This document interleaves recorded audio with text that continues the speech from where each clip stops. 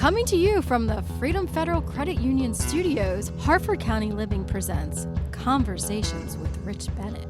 Slow pitch test.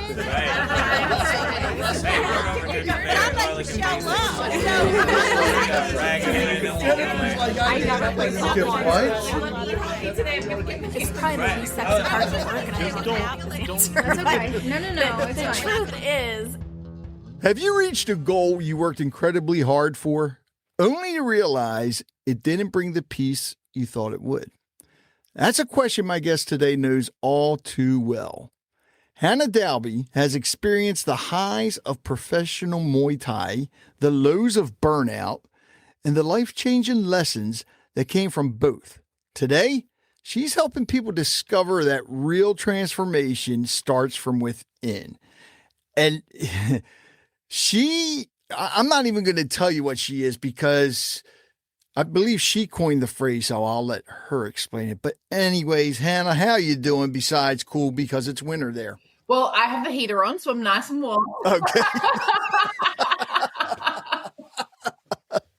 She's in Australia, for those of you listening. And dummy me don't know my geography because I figured it was as hot there as it is here. And then she explained, oh, no, it's winter here. And I should have just flew over there to record. You should have. In fact, you would have loved it. You could have hung out on our property with all the kangaroos jumping around, got in the cryotherapy. Oh, yeah, then I would never make it back home. Well, wouldn't that be nice? Yeah. And I'd be the idiot that would go up and try to pet a kangaroo, which is probably not a good thing to do, right? They'll run away. Most of them. There's a couple of big boys that hang in our backyard. We have 50 of them that live basically on our property. And there's some real big boys, and they're just we don't care. We're staying right here. 50 of them? Yeah. How big's your property? 1.5 hectare. I don't know what that 7 is. acres? 1.5 acres. 7 acres. 7 acres? Oh, nice. Yeah, okay. I got to come over there. Remember when I said when you come to Maryland, I'll make you steaks? Forget it. I'll just come over there. Make it a lot easier. And I like I said, I probably won't go back, but that's okay. It is okay. All right, so Hannah, I touched a little bit on your journey, but I'd love for our listeners to hear it in your own words. Take us back as far as you can remember, because with the business and everything, and we were talking in the green room, and I was kind of shocked at your age. But then when you told me how old you were when you first started working, it still doesn't add up to me, but it's all right. Okay. But go ahead and take us there. So look, I was 14 when I started my first business. It was actually, do you remember the 90s raves? And everyone used to wear fat pants and the skirts and the gaiters. Yeah. The MC Hammer pants. Yeah, the MC Hammer pants. So I had a business making those. That was my first business, which I had for a few years. Get out of here. So the parachute pants that I wore back then may have been made by you. Well, I don't know if I got into the US. I wasn't quite good at export then, but wow. So that was my first business. I was obviously in that scene partying way too young. My dad was get out of the country. He sent me over to Denmark for a year to become a little bit more worldly and realize that at 14. 16. 16 now. Okay. It was a week after my 16th birthday. He's put me on a plane, went to Denmark for 12 months. Wow. The purpose was to learn that he wanted me to not be able to speak the language, or I wouldn't be able to just do the same thing. I did exactly the same thing, but I learned that when I came home, the 300 friends that I thought that I had were not necessarily my friends. Right. They were party people. So I went back to finish school at his, demand, essentially to go, look, I can do what you're going to do, but I'm going to choose not to. So I got my levels that are higher than he got. So I was like, well, I beat you, so now that's fine. Oh, wow. I could have been a doctor. I could have been a lawyer. I was like, I'm gonna go do what I want to do. So I went and got a job in sales. I did door-to-door sales. I had a boyfriend that died in a car accident when I was 18. Jesus.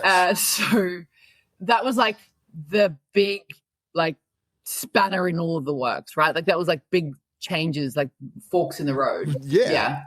Were you in the car with him at the No, time? I wasn't. We'd had an argument. He went to his friend's place. Oh, God. Yeah. Oh. So that was like, that gives you some answers as I tell the rest of the story, because I was like already a party girl. I was taking lots of drugs. I was doing lots of dumb stuff. That was like the catalyst for like, now I can't deal with any of my emotions. No one taught me how to process any of that. No one taught me how to process the grief. So it was like, what else are you going to do? You're going to go to work. So I like the next thing that I did was the catalyst for the pattern for the rest of my life. I don't know how to process. I'll work really hard. I'll numb. You know, I'll make myself look like I'm winning because I don't want to deal like with what's going on in here. Right. So I ended up moving state. I left my family. I packed up. I moved to where I am now, and had my own office. I was 18. I was like running sales teams and doing all of this. You know, when I look back at it now, I'm like, who gave me an office? Who gave me, like, this is insane. Who gave me a sales office and said, yeah, go like run this sales team? And I remember like sitting in the boardroom, like group interviewing these 30-year-olds. Like it makes no sense. Like the whole thing makes no sense when you look at it. And you had no training. Oh no, I did very well at it. So I was like, I started in sales. I did very well. I got promoted very fast. And but I mean, you didn't go to school for any of that, right? Wow. Yeah. That's amazing. Yeah. So I started doing that. So I guess that gave me some very amazing life skills. Like door-to-door sales is like, you can deal with 50 to 80 rejections a day and still have a positive attitude. You're learning some stuff, you know? Yeah, you are. Yeah. And running that team. So it's pretty crazy because I said to my manager, like, I'm going to quit. And he's like, what do you want? And I was like, I want to move to Queensland. I want my own office. He was like, okay. So I got that. And if you don't mind me asking, what were you selling? Charity. Huh? Charity. So it was like signing up people to monthly donations to charities. Really? Yeah. Oh, okay. Yeah. Wow. That's at least I was going to say, for something like that, I would think it's easy to sell because you believe in what you're selling. Exactly that. If it's a legit charity. Yeah. Exactly that. And the particular company vetted them really well. So we made sure that more than 80% of the money was going to the charity, because there's obviously some that still exist today where we all know that less than 1% of the money gets there. So I mean, I felt really good about it. We were doing good stuff. Yeah. When I was there, though, there's a rule in the state that I currently live in where charities can book out weeks of the year. And if they've booked it, no one else can go door to door. And the next year after I had that office, they had booked out 25 weeks of the year. So now I couldn't run my team for half the year. So I had choices, right? I had to now learn how to sell something else. It was like, we're going to go into electricity, or we're going to go into, satellite, cable TV, or we're going to go into something else. And my team didn't want to do it. They're like, we're not selling this crap. Wow. But like it all played out in this like strange way. My manager, who actually had sent me up there in the first place, like he rings me up and he goes, fly back down here. I'm going to teach you how to do the same thing for charities, but inside the shopping centers. It's like event sales, we call it. So I fly down there and he's got no one in his office. There's like 3 people there, and I spend 3 weeks building his office back up to, 25 people. And I fly back home and my team's done. They're like, well, you left. There's nothing to do. See you later. So I've like saved his ass, lost my office. Oh, man. So I just like quit. Like I said, he wouldn't let me have, like, I was like, just leave me alone. Just like leave me alone for a few weeks. I'm going to go take a holiday. I ended up leaving that, and I ended up 8 or 9 hours north where my boyfriend that had passed away, like he had been staying at for the few months before he passed away. His band had lived there. So he played in a band? Played in a band, yeah.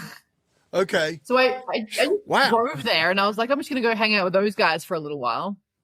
And I partied for the summer, and I ran out of money at some stage and thought, oh, well, I'd better get a job. I'm here. So I ended up getting a job selling cars. I went to go rent a house and found out that I had been blacklisted for renting through the whole country from like. Get the hell out of here. Yeah. Blacklisted for what? For renting a house. I couldn't rent a house.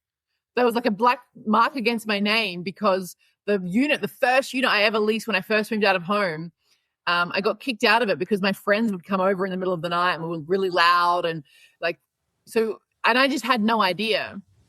Wow. So I'm in this town. I'm like, maybe 3,000 miles away from my family. I don't want to go back home. I can't rent a house. So I bought one. I got my job. What? Yeah. Yeah. Damn. Okay. I got my job. So I did really, really well at car sales. I was beating all of the boys in there. So I got my manager to write me a letter saying she's off probation because she's doing so well. So the bank gave me a loan and I bought my first house.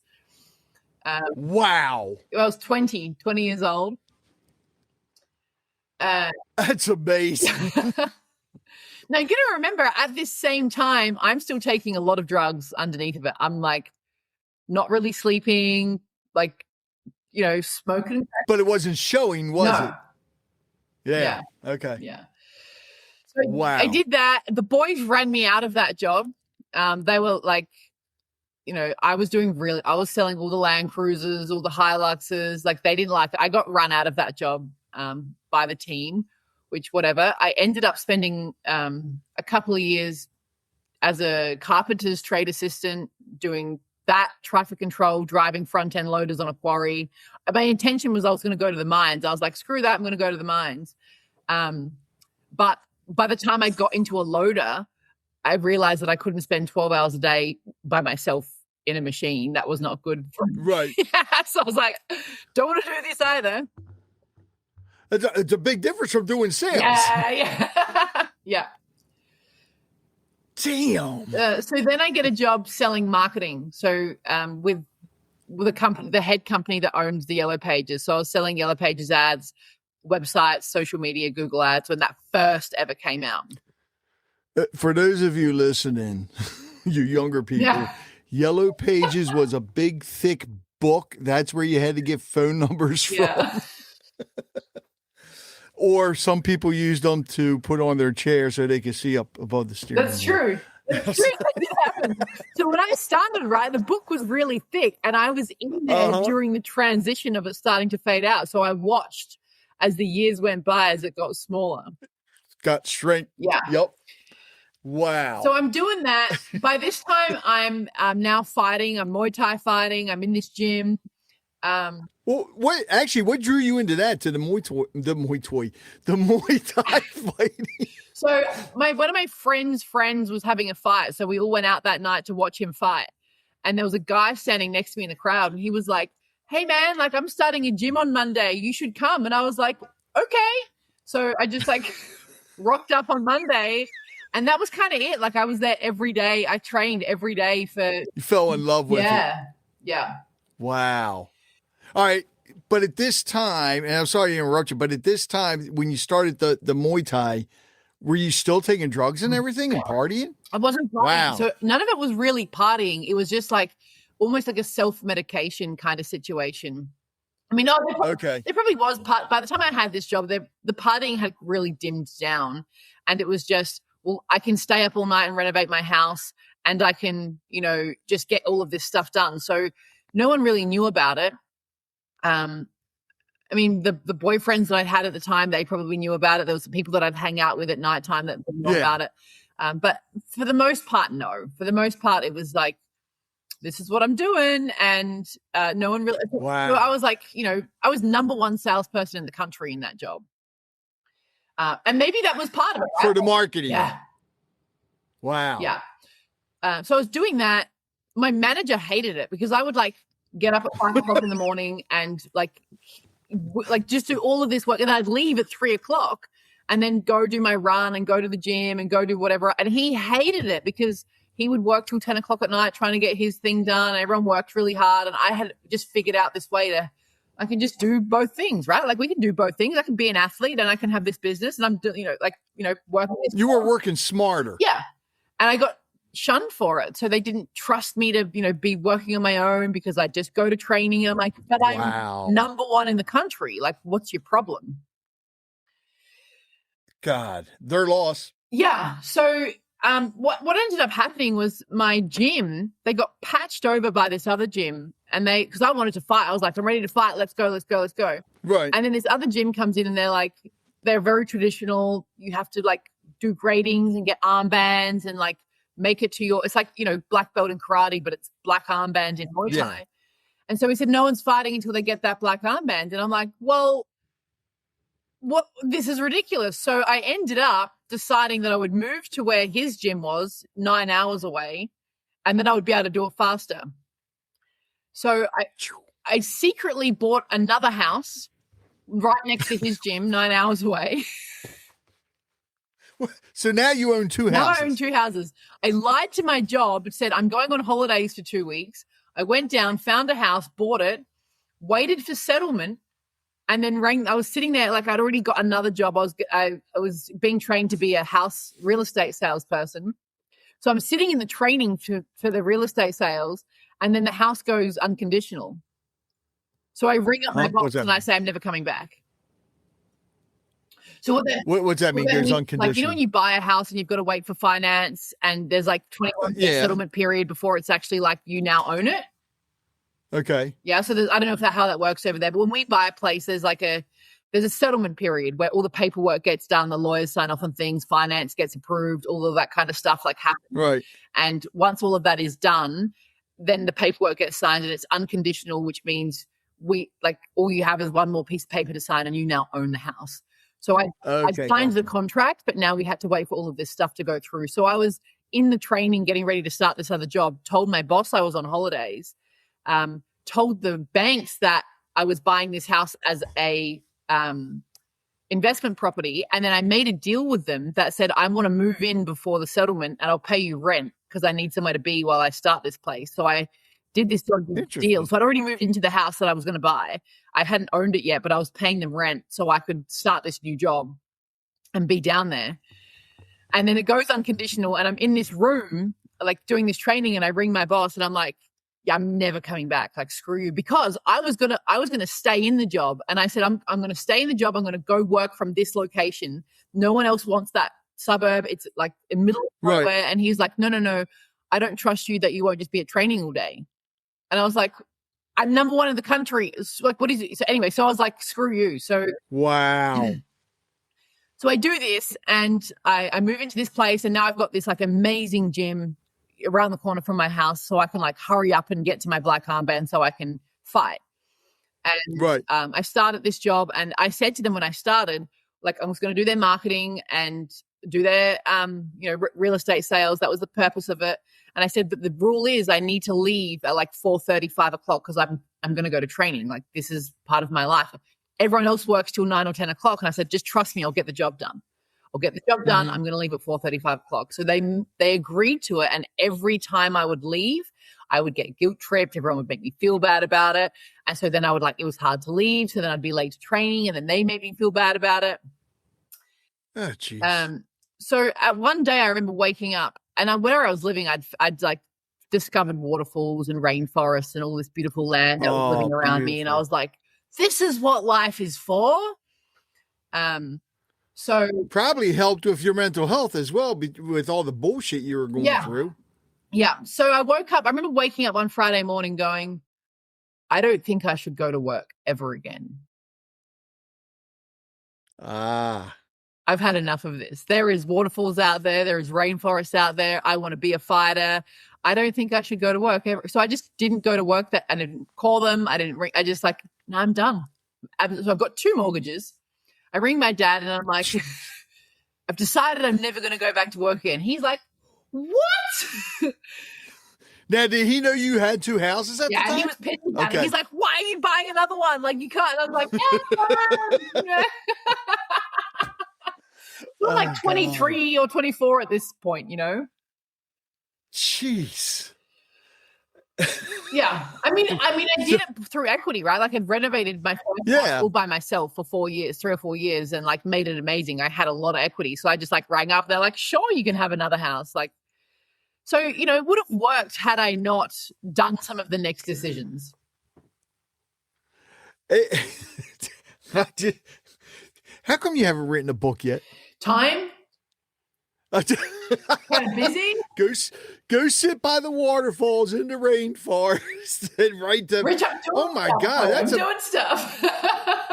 but that's amazing, and we haven't even gotten into the business yet. Yeah. But so you leave this company because you're surrounded by just beauty everywhere, but you were still training because you wanted that black armband, Yeah. right? And so when I get to this gym, they're like, you've got to do karate, you've got to do jiu-jitsu, you've got to do kudo. So I'm like 19 hours a week at this place by the time.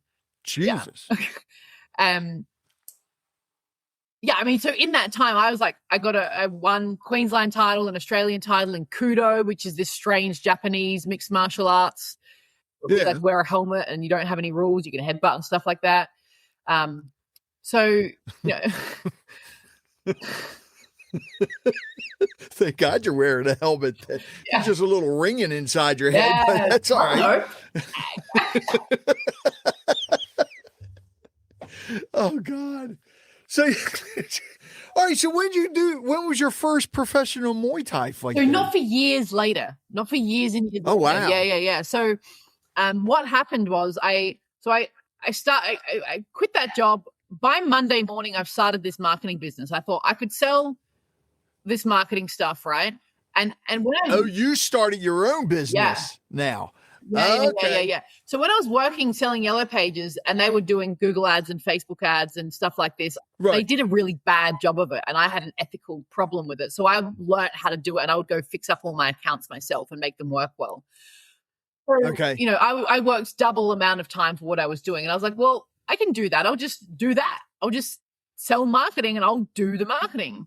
So this Friday I quit. Monday I have this business registered. I've ordered a website. I've got a logo. I've just done all of this over the weekend. I signed up my gym as my first client. And then I signed up one of my gym trainers who has an IT business as my first client. And I spend, the next 12 months like hustling, like running around, hustling. Right. So this is now the marketing business, which runs for 10 years post this. Damn.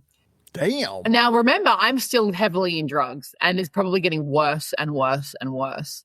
I then end up in lots of domestic violence relationships through this time.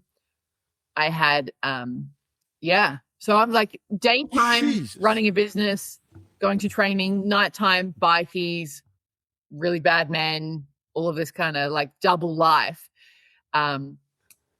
which ended up having me like held hostage in my house by knife, being smashed on my throat, being smashed on a coffee table by my throat. I got shot at one time. So all of this stuff was going on underneath. So daytime business suit, athlete, nighttime, like crazy stuff was going on. It's like complete double life. Damn. Holy shit. Okay. Wow. All right. I'm just so blown away, and I don't even know if I asked you this, but with the drugs, what was the main drug that you were using at the time? Ice. What is that? Cocaine? No, it's methamphetamines. I knew that. I was testing you. Yeah. So smoking it, and it was, I have ADHD, so it's part of it is like I can have one thought. This is amazing. I can get all this stuff done. Yeah. This is amazing. Which, part of it was that like I could do so much in my life, but so much it was also avoiding my emotions because I didn't know how to process them. I didn't know how to deal with them. Like, just let's shove all of this down. And it became this tool to get through life, but it just came with the wrong people. And then, I wanted connection. I didn't know how to have it.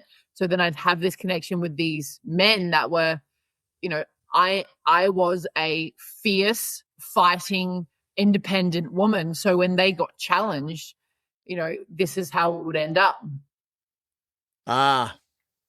Did you actually kick their ass? So there was one time. Okay.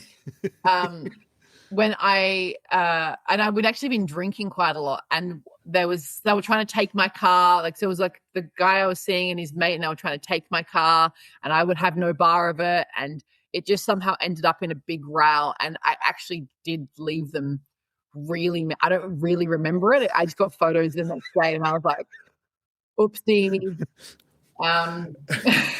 Imagine if you were sober, you probably would have done a lot worse. Well, I don't know about that, because I think in the sober state, because I'd been attacked by a different one before. In the sober state, I like wangled my way to not end up in the violence. I kind of like didn't fight back and was like a little bit smarter about it in like I can stop myself from getting too hurt. And I actually allowed myself to get a little bit hurt to make him feel like he could win so I could just get him out of the house. But in the drunken state, I was like, you want to mess with me? Like you messed with the wrong person. Yeah. Wow. So I think that. Well, and I guess with your training too, especially when you're sober, you know you can only go so far because you could do a lot more damage. Yeah. Yeah. Wow. So, but it's incredible though, right? So like if you've ever thought about doing self-defense training and like, does it actually work? The karate stuff, the first belt that you learn is like if someone grabs your shoulders, how to take the shoulders off and attack. And so this guy has like pushed me against a wall. And that's the thing that I do without even thinking. It's like the white belt training comes out and I'm like, detach his arms and 13 beat combo to his face. And it's like the training works when you've lost everything. So it's incredible. Like it would have saved my life. People don't understand, and I've mentioned this to some people. I don't think I ever said it on the podcast, but with my Marine Corps training, it stays with you. Yeah. And that's why a lot of times you'll see videos, and I have to laugh, like a veteran could be in his 80s and beat the living hell out of somebody. It's like it flashes to what you learned. Yeah. And sometimes you don't even realize you're doing it. Yeah. But wow, jeez, that's amazing. So, all right, with the Muay Thai, all right, see, this is hard because it rhymes too easily. The Muay Thai fighting. So when you got the black belt, you started fighting professionally. How long were you doing that for? No, so I still didn't. So I'm in. You kicked his ass and you weren't fighting professionally yet? That's what I'm saying. So my trainer won't let me in. So I've like pushed myself really hard. I'm about to get I'm ready to do my black. He goes, you're not allowed to do your grading for that until your original coach gets his from back up in the other town. Come on.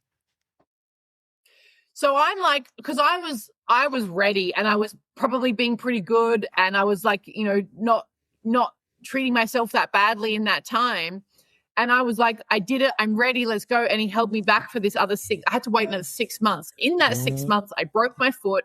I ended up like, this is where all of the domestic violence stuff. So him saying no. And then all of these, I was like, well, screw it. Like, Wow. So I ended up not staying at that gym. In this time, I ended up dating someone who was taking all of my money. There was like every week there was a story of this guy's going to come and kill me. I need $5,000. I need this. So like financial abuse for a year. I end up losing all of my properties. They get repossessed by the banks. Oh my God. And it happened like I was at home one day. I'd been ignoring all the mail. I was like, I know this is happening, but I can't deal with it until I get this guy out of my life. So I get this guy out of my life because he shoots at me and then it's like, okay, this is done. I'm going to die. So I get him out of my life and then I start opening the mail. Oh, your houses are going to be repossessed. And I was like, oh shit. I ring this debt like consultant. I'm like, help me. But the banks were so pissed off because you're going to remember in the story, when I first bought the second house, I told them it was an investment property and that I was living at the first one. So they'd been knocking on the door of the first one for like 6 months looking for me. And I was living in this one. So they were so angry by the time that they found where I was. They rocked up with a removalist truck and a sheriff and were like, get out. Wow. Holy shit. Don't put your head in the sand, people. Damn. It's, in all honesty, with everything you were doing, the lack of sleep, it's amazing you're still walking today. Yeah. And the domestic violence. Yeah. I mean, it just, wow. But you had the fortitude to just keep going and not stop. I just didn't stop. I was like, oh, well, like, so I remember the day when they came and I thought it was hilarious because I was sitting there going, I really want to get out of this house. But, I really don't want to pack my stuff because I've got a lot of stuff now. I've just accumulated so much stuff. And so I'm watching these removalists pack my things for me that I haven't paid for. And I'm like, well, I guess I kind of got what I asked for, didn't I? And the year before that, my dad had bought these units in the town that I was living in, and I had been renovating. So on top of this, I'm now renovating my dad's units and project managing this whole thing. Right. Just like I built an office in those units so I could do my marketing stuff while I'm painting the walls and building bathrooms and doing all of this stuff for his units. So they you got to get out. So I just drove to one of those units and I was like, I guess I'll just stay here for a while then until I sort this out. My dad is furious, because I'm laughing. I'm like, isn't this funny? I wanted to get out and they packed up all my, because I'm sitting there to these sheriff enlisted removalists, don't break that, wrap it properly. If you're going to be here and take my stuff, you're going to do it well. So all my stuff goes into storage. I'm now living in this unit. And I actually nearly moved to America. I was like, screw this, I'm moving to the US. So I got visas. I got a travel visa for 3 months. I booked flights for my dogs. I booked flights for myself. I got a rental property in Tampa Bay. Oh, damn. I put deposits on. So I had it as a package thing. I put deposits on the flights and my dog's flights. Now, I was going to sell everything that I had in the storage units that had come from my house to pay for it. And this is the stupid thing. My plan was, I'll just get there. I'll probably meet someone in customs. I'll do some business deal. I'll be fine. I'll figure it out. That's the confidence that I had in myself. Wow. The removalists had stolen heaps of my stuff. So I went to go and sell the expensive bed, all of the stuff, and it had been stolen. And so it was all insured. So I did an insurance claim on it. And I was like, cool, I was going to get 10 or 20 grand from insurance to pay for the thing. Right. And the woman on the insurance call, I was like, I need it by this day. I've got to get on these flights. And it's very likely, if I think about it now, that I was being a little bit dramatic and bitchy and a pain in the ass to deal with. In that moment, she was being a pain in the ass to deal with. And I remember it very clearly, I need it by this day. And her kind of being like, well, you may not. And it landed 2 days later. So I lost the flights. I'd sold everything that I owned. Flights are gone. Dog's flights are gone. So I just didn't get on the plane. And now I'm sitting in this empty house. Damn. And so I was like, okay, you got to start again. So I met another guy not long after that. He was in the same position as me, ran businesses, owned houses, was just kind of in this drug-fueled world. We met, we decided to get off of it, get out of the world together. We got clean. I went back to my hometown for a little while. No one would really take care of me there. So, my mum couldn't take me, my dad couldn't take me. There was nowhere for me to really go. So I just stayed with a friend for 3 months. And then rebranded my business. So I rebranded, got myself a place, and then I built my marketing business back up from my hometown again for the next 12 or 18 months. And in that time, did very, very well. I'm now making 25 grand a month, I've got staff, I've got all this stuff going on. I did very, very well. I just didn't want to be in that town. The boyfriend that I had, we'd originally gotten clean together. I wanted to go back up there. So I moved back up to Queensland, and it was harder than I thought because I had this big business in this state. And when I moved, I kind of had to really start again. People didn't really follow me up there. So I kind of rebuilt again up there.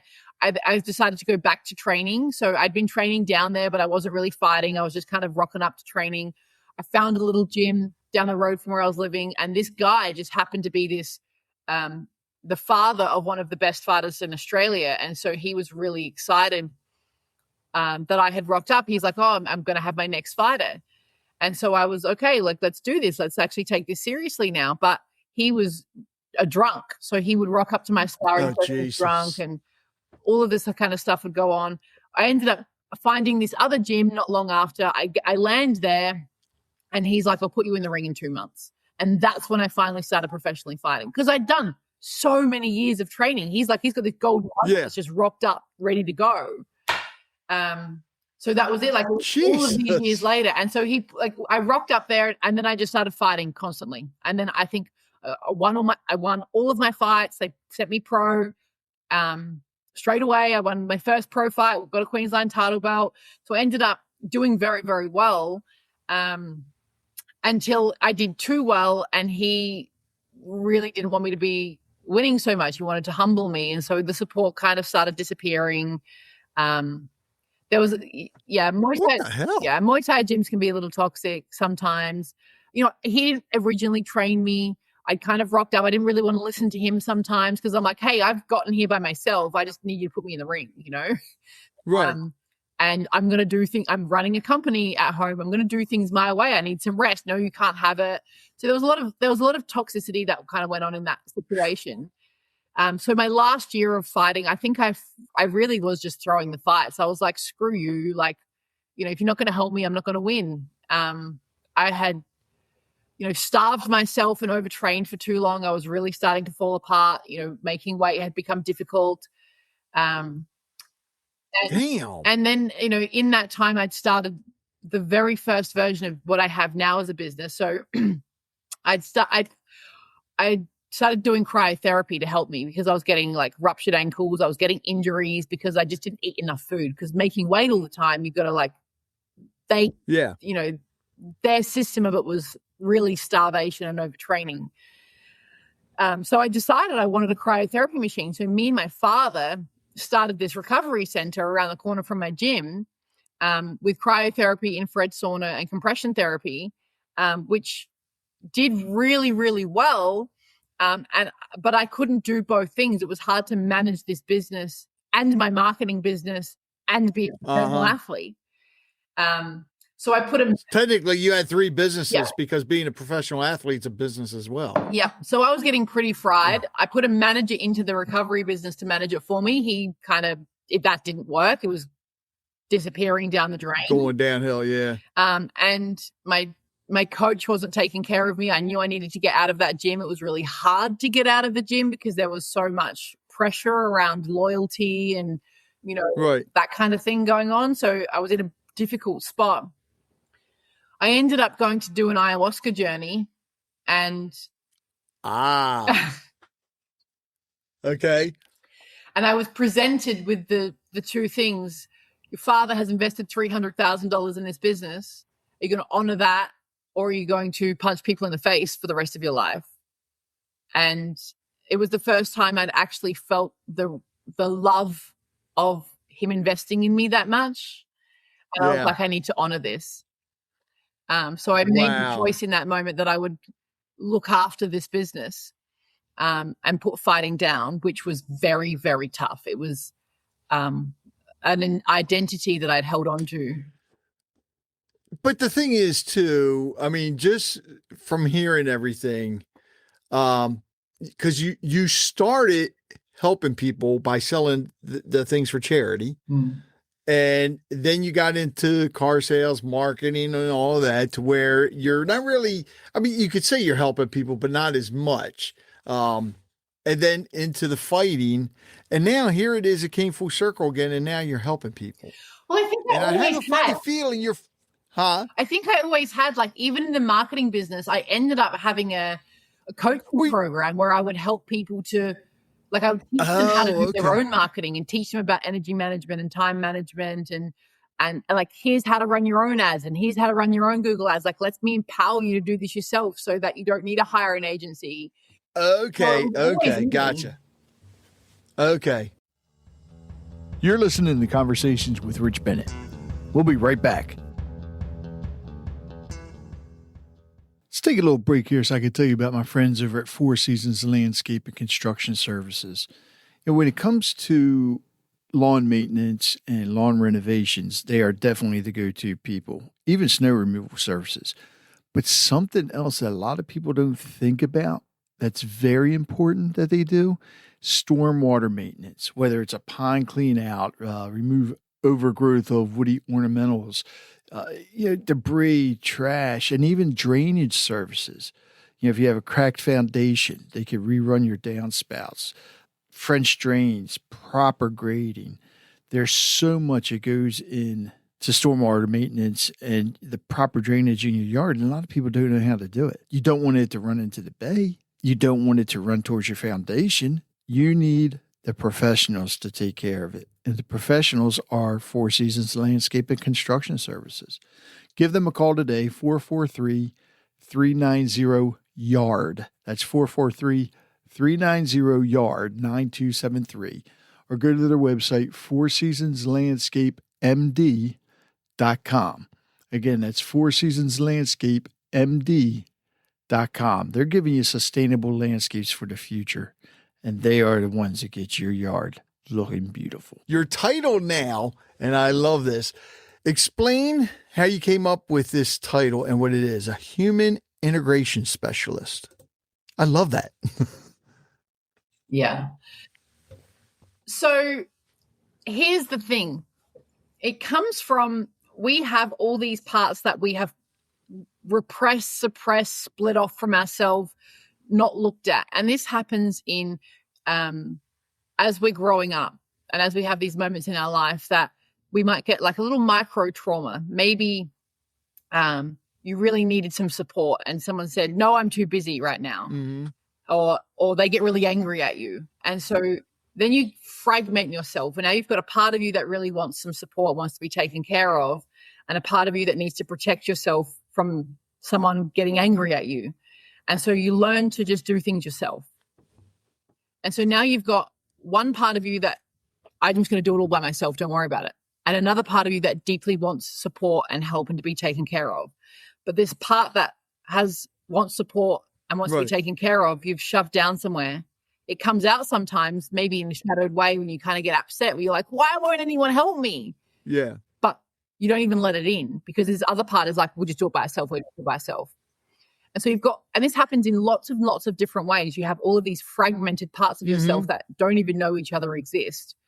And so when I talk about integration, it's bringing these back together where there's one version of you that has the same desire that can see both the polarities of it and can move forward in one direction rather than this endless fight, which causes the exhaustion and the burnout and the rejection of the things that you truly desire and the protective parts that fight with your partner and that get angry at your staff and rescue people and do all this kind of stuff.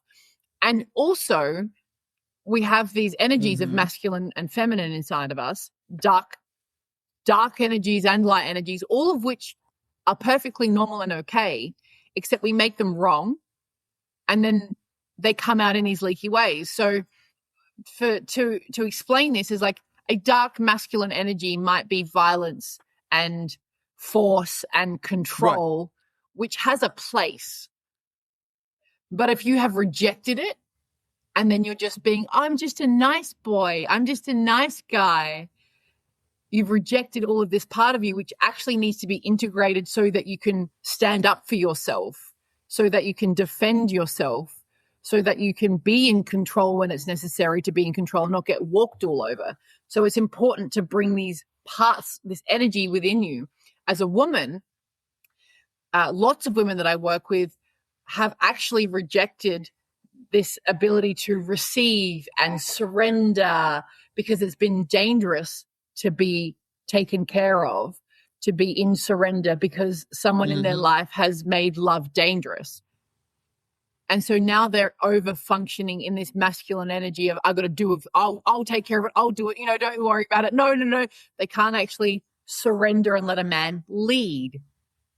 And so now you get these dynamics that go on, these power struggles that go on inside of relationships or inside of businesses, in boardrooms with staff and, and business owners, because no one can actually let go. Like in a business, can I delegate or do I have to have control of everything?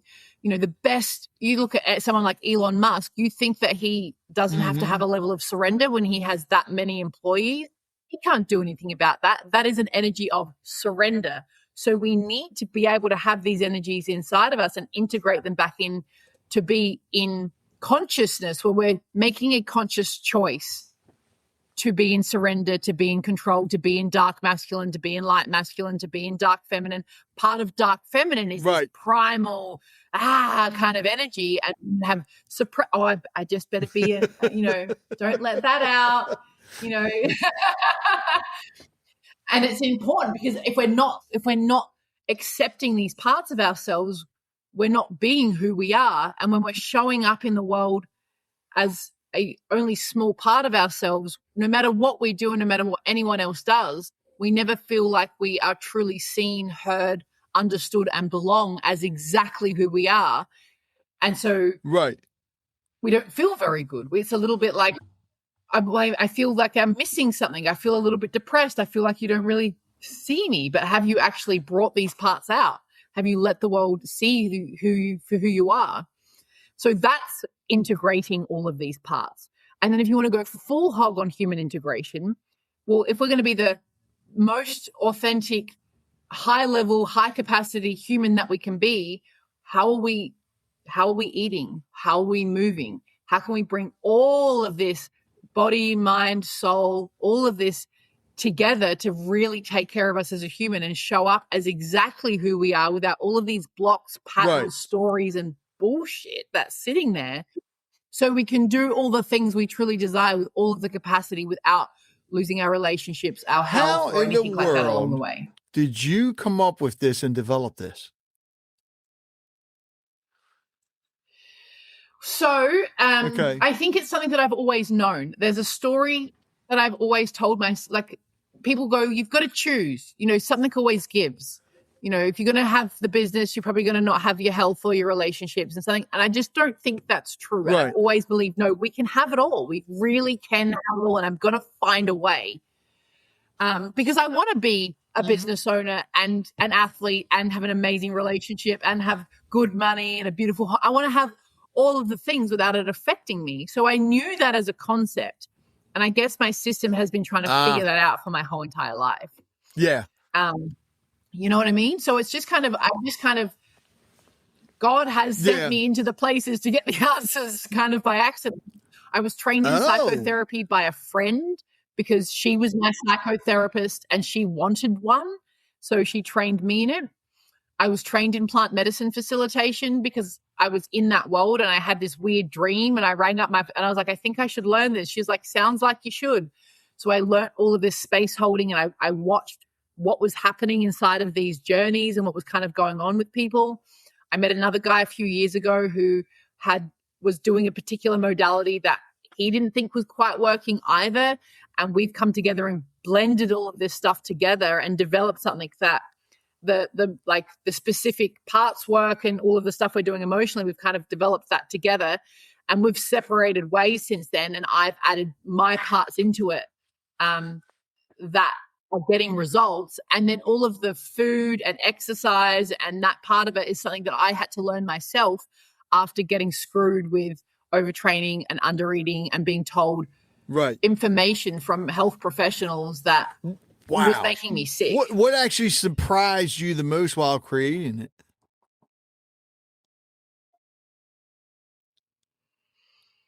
How fast it could be done, and also how broken the mental health system is, and how broken. So, I mean, there's some really deep stuff inside of what I talk about and what I teach. Even the coaching industry is broken, and the coaching industry is broken. The therapy industry is broken, and they're huge industries, and they're often making things worse. And there's a guru energy that is a problem. And it was a really, really, really big problem. And so at the end of the day, what I'm trying to give someone is sovereignty. We're going to get the job done, but we're going to do it in a way where you realize that you had all of that within you the entire time. And it wasn't my answers. It wasn't what I told you to do. It wasn't that I have all of the, you just come to me. I am the guru with all the answers.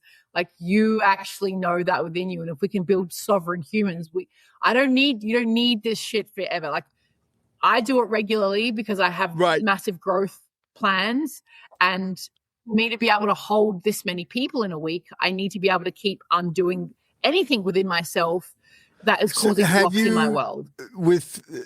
Because the plant-based and everything else, have you looked into possibly including, I don't know, something like Reiki or acupuncture or anything like that?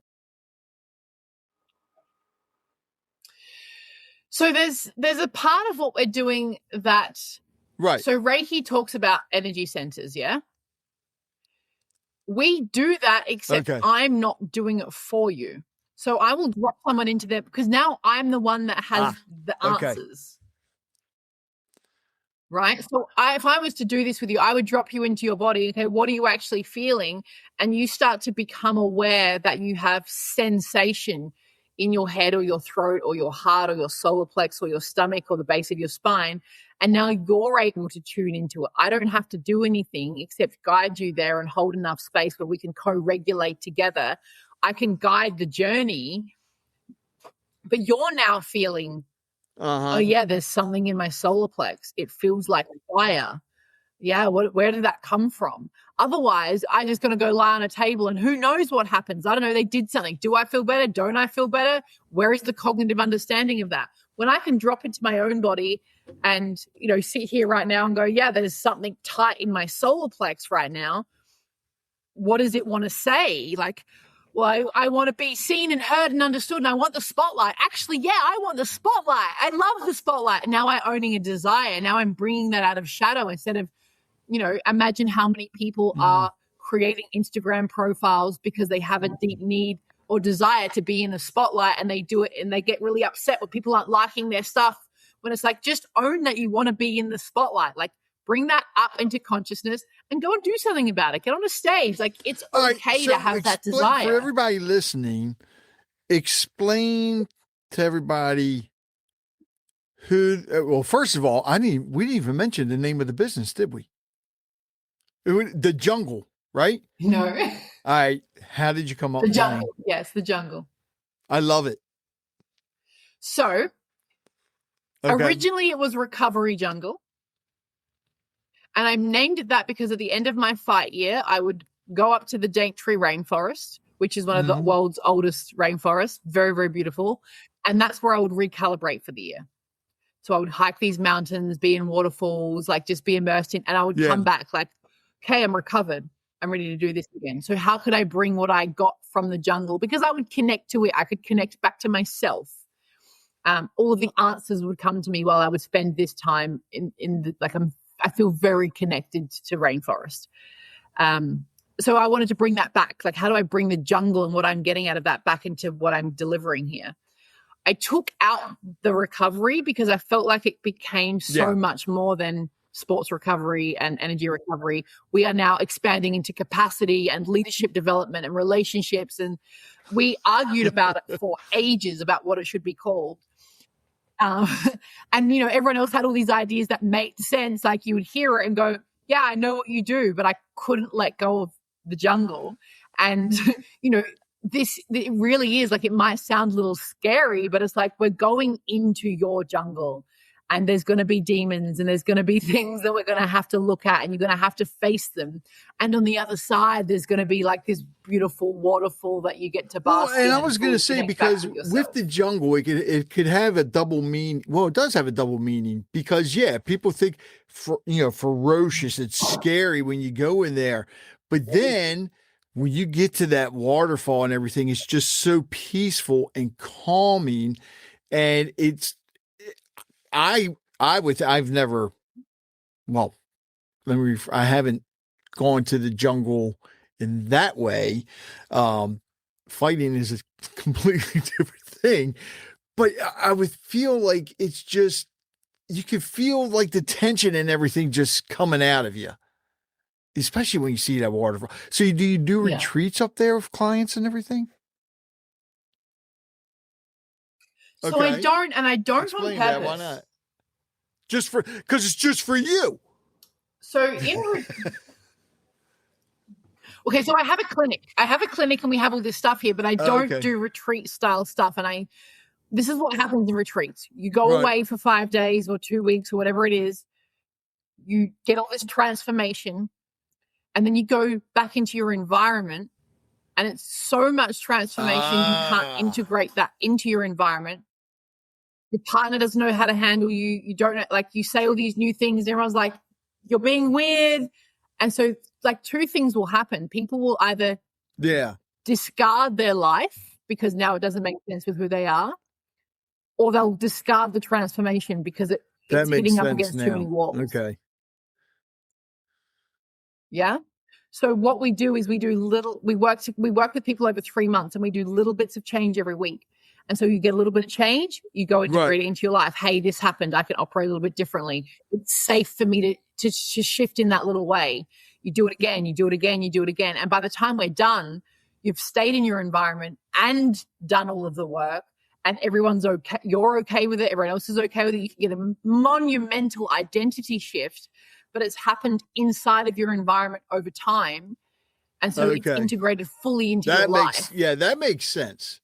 Yeah. That makes a lot of sense. So who is this actually for? What type of, because it's not just for people that are in recovery, addiction recovery. It's for like yourself, an athlete.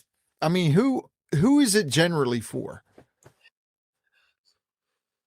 So my favorite clients are some level whether of it be high business performer. or sports.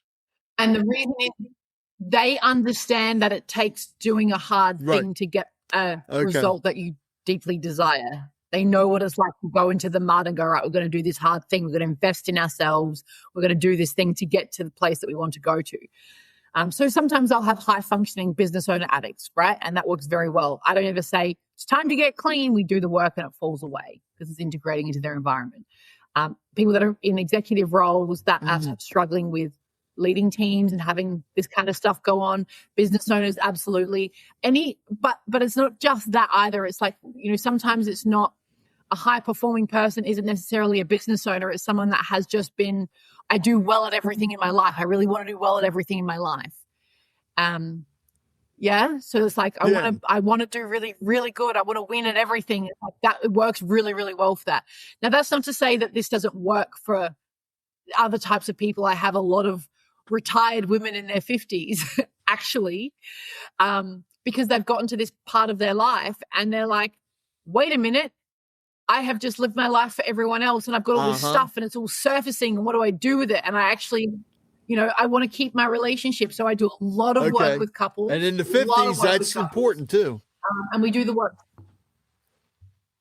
Yeah, I would love that actually if people, when they got into a new relationship, just did this first, because then you don't get the 10 years of, and they're not coming to me at the end going, yeah, we've been fighting each other for all of these years and now the damage is done. It's like when you first enter these relationships and then the triggers start. And it's like, that's the moment to get the work done, when the triggers start happening, because now those triggers are moments where it's showing you something within you. So what other services does the jungle? God, I love that. Does the jungle offer? So inside of our programs, we also do coaching around food for hormones and energy and strength and all that kind of stuff. We have a strength coach that works with every single one of our clients. And if they're in clinic, if they're actually in the Sunshine Coast, although I have had a client fly here for 3 months and do the whole program in person from the US, that's happened. And so inside the clinic, we have aerial yoga and cryotherapy, compression therapy, infrared sauna, embody scan. I was going to ask you about the aerial yoga, because there's a young lady from here who's in the WWE, who's a referee. Jessica, in WWE, she's Jessica Carr, but she does that aerial yoga, but also with the hoop. That shit is amazing. Yeah. And you have to have some strength to do that, don't you? Well, if you're doing it as like a performance type of thing, I use it for clients as fascia release. Okay, so fascia in your hips get tight because you sit in a chair running a podcast. So I need aerial yoga, okay? Right? So then it gets locked in place, and over your life. So you sit hunched shoulders, tight shoulders. All of this is fascia that has gotten stuck. And when our fascia is stuck, we hold the frame and the energetic pose of that. So this is someone that is heart closed and shutting themselves down and feeling small. And if their fascia is locked in, even if they're trying to be up here, their fascia is locked in that way. We want to release that, and we'll actually start releasing emotion. Oh, man, I got to try this now. Yeah. I do. I mean, I'd be afraid I'd probably rip the things out of the wall, out of the ceiling or something. No, I don't know what that is pound-wise. 300. Oh.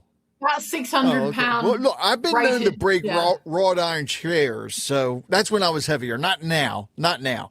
All right, and another important thing you mentioned was food, which, and it's, you were mentioning earlier how basically when you were training in Muay Thai, the one coach was basically starving you, like you weren't eating and everything. How important is diet?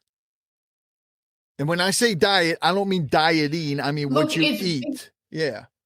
Dieting, yeah. It is extreme. It's extremely important to a point, right? So, like, 80% of the people I work with are under eating, and you'd think it's the opposite. Yes. And because we've had this diet culture go on and, eat less, move more, and we need a lot more food than you would imagine. So when I gave up fighting, I put on 60 pounds within a couple of months because I'd been so starved and my system was in shock. It had just had enough. It was in shock, and my metabolism had been burnt to the ground. I hadn't had a period in 7 years because I just had no hormones. Yeah. Wow. Okay. That's scary as hell. So and I thought it was great, right? I was like, this is amazing. I don't have to deal with it. All right, admit it though. You were probably scared at first, thinking, "Oh my God, am I pregnant?" Well, I mean, I just didn't think about it. I was like, cool, this isn't happening, like whatever, like, and I was in such masculine energy. I was like, I don't need that. Oh, fucking who cares about that? I can just like endlessly train. I don't need no days off. This is amazing. Yeah. Not understanding what it was doing to me. The scary part was at one point I got a DEXA scan and my bone density had started to decrease. And so then it was like, all right, I need to do something about this. So it took a lot. It took a lot of work to get it to come back. And the first thing that I was told was eat as much as you want of whatever you want. And I had a pretty severe eating disorder by then. So because I'd starved myself for so long, it was like a bulimic energy. So if I ate something I shouldn't have, which could have been like a banana, I would go for like a 10 or 20K run because, I shouldn't have eaten that. Yeah. And so my metabolism had slowed so far down. There was one fight camp. My dietitian said 800 calories a day, minimum of 16K runs in the morning, and just only 3 hours 800 calories? What? How the hell were you surviving? All right, so because I saw your one video on Instagram, the breakfast you were making. I guess it was. How many calories do you eat a day now? 2.5. About 2,500. Still not a lot, but I mean, it's a lot better than 800. Yeah. So interestingly, when I had to, I put on all this weight really quickly. So I remember the first moments of like, I'm not eating an avocado. Avocado will make me fat. Wow. And then I had to learn how to just eat anything. So I started eating a lot of food. I ended up finding this method of cycling carbohydrates in and out. And then I learned everything about inflammatory food. And then I learned, so once I understood all of this stuff, I increased my calories to a minimum of 3,000 a day. And then weight started falling off. Interesting. Because it finally was like, we have enough nutrients to turn on your digestive system, to turn on your hormonal system, to turn on your brain. And so now that all these things are working, we don't need to store anything. And then the weight started falling off. And then I started cycling carbohydrates in and out and doing intermittent fasting. And then more weight fell off. And then I got stuck. And then it was only the emotional stuff that took it off. So it was all my abandonment wounding. Weight fell off. So it was like safety, because with an abandonment wound, anytime someone does anything that feels like they're leaving you or they're rejecting you, cortisol increase, I feel like I might die. And so then it's a safety, like a protection mechanism. And I did 3 months specifically around my abandonment wounding, and just like 8 kilos fell off of me. So like 16 pounds fell off of me. Yeah, you definitely need to write a book. I mean, your story's amazing, and then what you're doing now, and it's amazing because you're learning all this stuff throughout things you did throughout your life. Yeah, and myself, I was on the heavy scale, not the light scale, and I needed to cut back on what I was eating. But I found I tried the diet once before. Yeah, I lost weight. And then what happens, you stop doing the diet, the weight goes back on. And then I changed my lifestyle and started counting calories. And it made a big difference. And I was able to drop it down. Now I think I plateaued. But the emotional thing, I never thought about that. How do you lose that, though? Yeah. Yeah, it's the stress. You know, if you release the stress that the body keeps the score. If you're holding on to emotions and stress and old stuff that you might have been carrying for all of your life, your body, it starts to turn into cancer and autoimmune diseases and chronic fatigue and, you know, weight gain or all of inflammation. So as we deal with this stuff internally, the body just starts healing itself. I got rid of my thyroid problem by starting my podcast. I'm glad you mentioned that. Why did you decide to start a podcast? So I woke up one morning at 1 o'clock in the morning with this like download of you need to do a podcast. And so I got my journal out and it was like, here's the 12 people you need to interview. Here's the questions you need to ask. I was like, cool, we're going to do that. And then I did nothing. I had to sit there and I was like, if I'm going to tell my story. So you got to remember that through all of this, no one knew anything. My parents didn't know I took drugs. My parents didn't know I got clean. My parents didn't know I'd been in domestic violence. No one knew a single thing. They just assumed that I had the surface level life. So it was like all a complete secret. So if I was going to tell my story, I had to go and tell my parents. The other thing was I refused to do it half-assed. I wasn't going to sit at my coffee table and not have a video. I was like, no, I want full studio. It's going to be amazing. If I'm going to do this, it's going to be done well. And a friend of mine, I was telling him this and he's like, oh, I've got this friend around the corner. He has a studio. So I hooked up there and I was like, okay, it's time to do it. But I'm going to have to tell my parents. So I flew down there. I made them meet me in a hotel room and I was like, I've got something to tell you. I'm about to start this podcast. The internet is going to know about it. So I'm going to tell you my story. And I sat down and told them my story for an hour. My dad bawled his eyes out. My mum sat there in silence. She actually ended up after going, yeah, well, you know, you've just told me my life story, but I never told anyone. Yeah. I was like, well, thanks. You know what? I'm glad you brought that up. And this is something I tell people all the time. Tell your story because you never know who you're going to help. Yeah. And I remember I went on somebody else's podcast and I told my story and I had friends, cousins, family members contacted me, thanking me because they went through the same thing. And it took me, holy shit. over 40 years. And nobody in my family, not even my kids, my wife, nobody knew what I had gone through.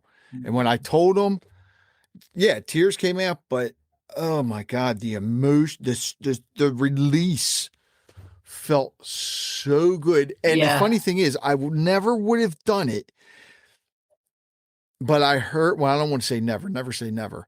I heard there was a actor from here was on a show and he talked about what happened to him. And I was blown away. I was shocked. And I emailed him. And next thing I know, my phone's ringing. And he told me, he's like, Rich, he said, you have to tell your story. You have to tell, your wife and kids and your family. And that was John Scheck. And to this day, I thank him for that, because otherwise, I never, and I would still be holding it in, and then I would definitely need to fly to you and go through the jungle. So how long have you actually been doing the podcast? Yeah. Look, I must have started it, I guess, 18 months ago or something like that. I put it on pause. My friends shut down the studio, which was very upsetting for me. And because I'm a little bit of a perfectionist, I'm like, well, we're not doing it again until we have the beautiful studio. Hannah, so I'm working on that at the moment. Seriously, don't wait.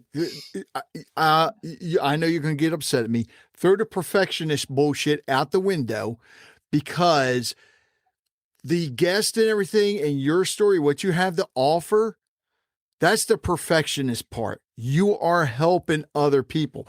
Other people need to hear that. So, look, you see what's behind me, right?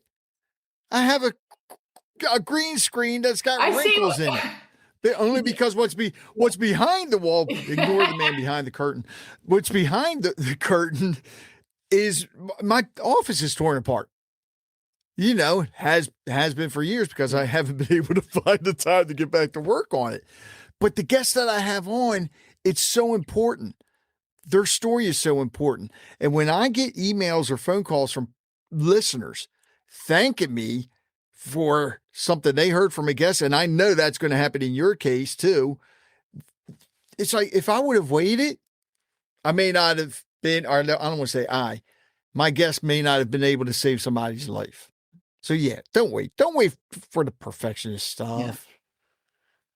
Yeah, I hear you. Well, that's right. Hey, the studio at home. That's my goal too. So I want to get, this, I want a 200 square foot shed in my backyard with cameras and everything, and that'll be my studio. Now, unfortunately, I can't do all video, because I've had guests on who were not, they couldn't show their face. So, and I even had one, I had to disguise his voice and couldn't show his face. So it's like, plus I have a tendency to break cameras, but that's another story. Got pretty good filters on there these days. I throw people off, because after December, all I have is a goatee. And then June 1st, I start growing my beard because I play Santa Claus. So people are like, well, where's it? So this is what, 4 weeks of growth? What is, so today's July. Oh shit. Yeah. Wow. Okay. I didn't realize that till you said it like that. Maybe that's why it's so full and bushy when come Christmas time. Yeah, because I play Santa Claus professionally. And then right after Christmas, it comes off. That's hilarious. And I would love to let it keep growing. But, Wife? Oh, yeah. She said she would cut it off in the middle of the night. And I know she would. She's an Irish redhead. I'm not going to piss her off. Look, she may not know Muay Thai, but she's a good shot. Yeah. It's like, Tell everybody the websites. Because I know you have more than one. Yeah. So thejungle.net.au or HannahDalby.com. And Hannah with an H. HANNAH. Hannah, is there anything you'd like to add before you pick the last question? Oh, yeah. Pick the last question. Well, you got to pick a number. I have 100 different questions here. I'm not going to ask you all 100. I need you to pick a number between 1 and 5 first. 3. He's always picking 3 or 4. All right, now I need you to pick a number between 41 and 60. 52. 52.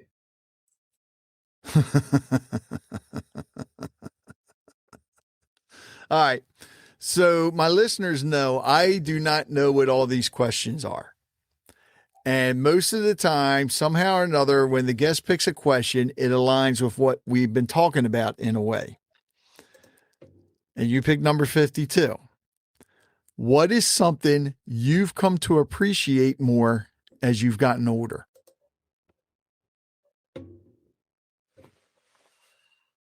People, like human beings and connection, and that other people have something to say and something to share and something to do. Because I was Miss I'll do it all by myself. I don't need you. So I think it's like the value of connection and community and collaboration and what happens when we bring everyone's hearts and minds into a room and allow them to be heard that too. human integration specialist, right? Hannah, thank you so much. It's been an honor. And when I come over there, find the nicest kangaroo for me to pet. Okay, because I don't want one of them. I've seen those things box, and I don't want one of them hitting me, because that means you're going to have to come out and protect me. Well, I reckon my dog might come out and protect you. What kind of dog? Yeah. Well, I have a little Dachshund cross Foxy, but I also have a big 50-kilo like Bitzer, and chasing kangaroos is his favorite. I'll just take him out with me. Hannah, thanks a lot. Yeah. Yeah, very welcome. Thank you so much. I think one of the biggest things I'm taking away from this conversation is that strength doesn't always mean pushing harder. Sometimes strength is recognizing what we're carrying, understanding why we're carrying it, and finally, being willing to put some of it down. Hannah spent so much of her life fighting in the ring, in business, through addiction, through abusive relationships, through loss, and even in some ways against herself. And yet, through all of that, she kept learning. Hannah kept rebuilding. And eventually, that fight became something completely different. Instead of simply surviving her own experiences, she started using what she learned to help other people better understand themselves. And I love where we ended this conversation, because after everything she's accomplished, what she's come to appreciate most is people, connection, community, collaboration, being able to walk into a room, bring our experiences together, and actually hear one another. Maybe that's something all of us need to remember. We don't always have to do everything ourselves. We don't have to hide the parts of our story we're afraid other people might see. And we certainly don't have to wait until everything is perfect before we share that story, because somebody else may need to hear it. Hannah, thank you for being willing to share yours. And to everybody listening, if something Hannah said today hit home, don't just move on to the next podcast or the next thing on your schedule. Sit with it for a little while. Ask yourself what you've been pushing down and what you're trying to outrun. And maybe even where you've convinced yourself that you have to handle everything alone. And then start a conversation. Until next time, I'm Rich Bennett. Thanks for listening. And remember, every great conversation starts with someone willing to listen and someone willing to share. And now it's your turn. Join the conversation by sharing this episode, leaving a comment, or reaching out to me directly. Take care, be kind to one another, and I'll talk with you again soon.